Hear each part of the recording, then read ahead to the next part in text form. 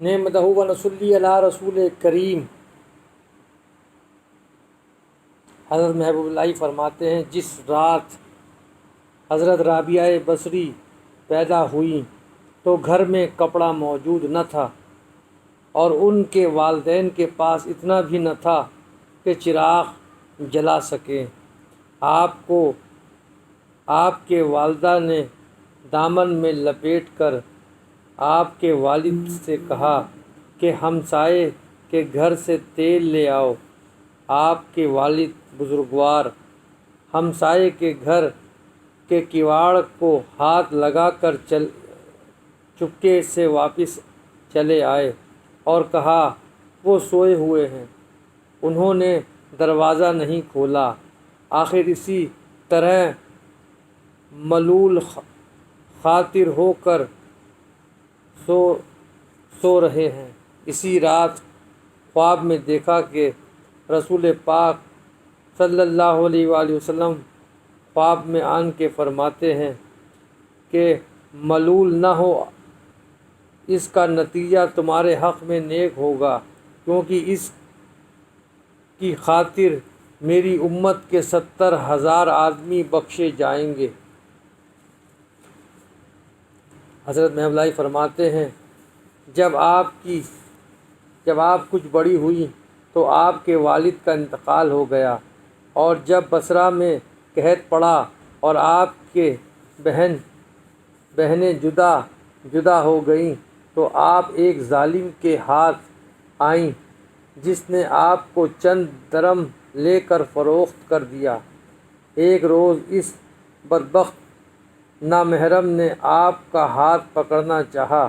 آپ نے سر زمین پر رکھ کر بارگاہ الہی میں عرض کی کہ میں غریب ہوں اور اسیر ہوں، مجھے دوسری مصیبتوں کی پرواہ نہیں، میں صرف تیری رضامندی چاہتی ہوں۔ آیا تو مجھ سے راضی ہے یا نہیں؟ آواز آئی کہ غم نہ کر، قیامت کے دن تجھے وہ مرتبہ عنایت کروں گا کہ مقربان درگاہ بھی تجھے پر فخر کریں گے۔ اس روز سے آپ گھر میں داخل ہوئیں۔ ہر روز مناجات میں کہا کرتی کہ اے پروردگار، میں دن کو روزہ رکھتی ہوں اور رات بھر جاگتی رہتی ہوں، اپنے آقا کی بھی خدمت کرتی ہوں اور تیری بھی۔ ایک رات آقا کی آنکھ کھلی تو کیا دیکھتا ہے کہ رابعہ سر بسجود ہو کر بارگاہ الہی میں عرض کر رہی تھی، پروردگار، تجھے اچھی طرح معلوم ہے کہ میرے دل کی خواہش عین تیری مرضی کے موافق ہے، اور میں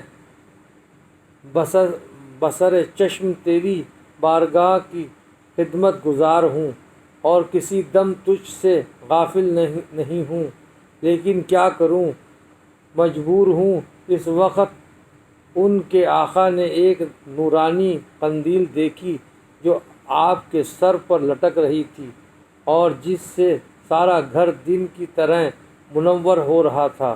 آقا نے رابعہ بصری کی بڑی عزت کی اور کہا کہ میں نے تمہیں آزاد کیا، اگر یہاں رہو تو ہم سب تمہارے خدمتگار ہوں گے، اگر جانا چاہو تو تمہاری مرضی۔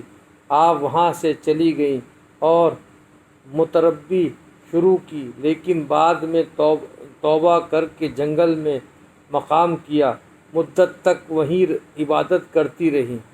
السلام علیکم۔